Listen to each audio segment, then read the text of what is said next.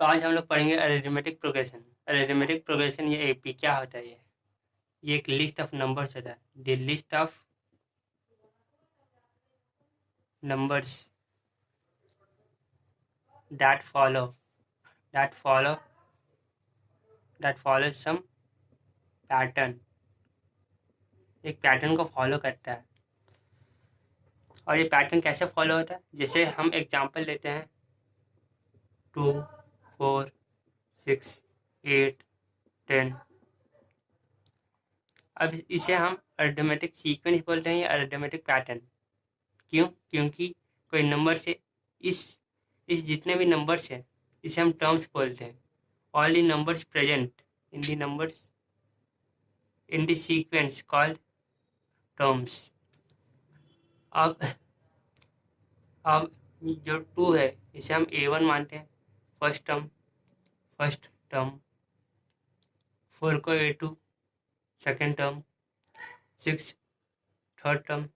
अब ये pattern follow कर रहा है। कैसे? जैसे A1 प्लस कोई नंबर का ऐड किए जिससे हमारा A2 आ गया। A2 अब ये कौन से नंबर है? जिससे 2 हो गया, 2 प्लस D। जो D है ये हमारा डिफरेंस है, या कोई नंबर है जिससे 4 आ गया, तो D हमारा 2 आ गया। अब जैसे A2 में क्या ऐड किए कि हमारा A3 आ गया,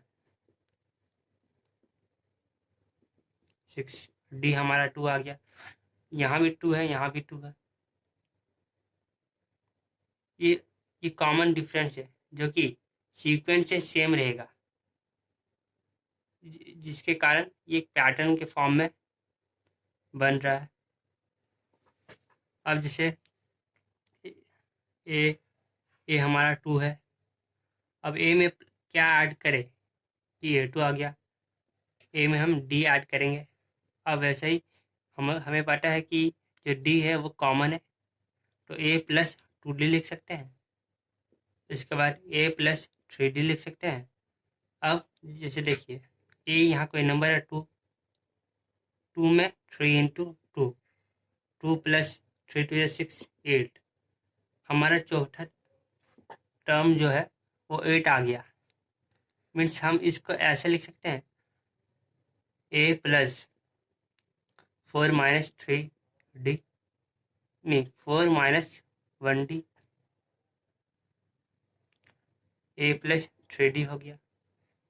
अब इसी तरह A प्लस n माइनस 1 हम लिख सकते हैं। जिस यहाँ पे n कोई नंबर है, जैसे हम इसमें किए, हमें कौन से टर्म का AP निकालना है, यहाँ पे रख दिया हम। उसी तरह यहाँ n कोई नंबर है, तो यहाँ रख दिया -1 इसलिए क्योंकि यहाँ पे A है, A पहले से यहाँ जुड़ा हुआ है, इसलिए एक फार्मूला बन गया हमारा। अब A जैसे हम कोई नंबर से लेते हैं, 18। A हमारा 2 है, 2 प्लस 18 माइनस 1 इंटू डिफरेंस कितना है 2, तो हमारा AN आ जाएगा। मतलब 18वां टर्म कौन सा होगा? 2 प्लस 17 इंटू 2, ये हमारा 36 आ गया। मीन्स हमारा 18th जो टर्म रहेगा सीक्वेंस का वो हमारा 36 होगा। अब इससे हम देखते हैं,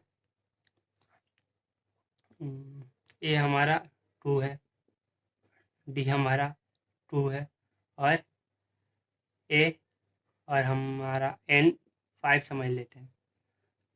तो N is equal to 2 plus N 5 minus 1 formula है, स्क्वायर इंटू D हमारा 2 है, तो इंटू 2 किए, 2 प्लस 4 2 या 8 10 आ गया। तो पहला term, second, third, fourth, fifth, तो हमारा फिफ्थ जो टर्म होगा 10 रहेगा सीक्वेंस का।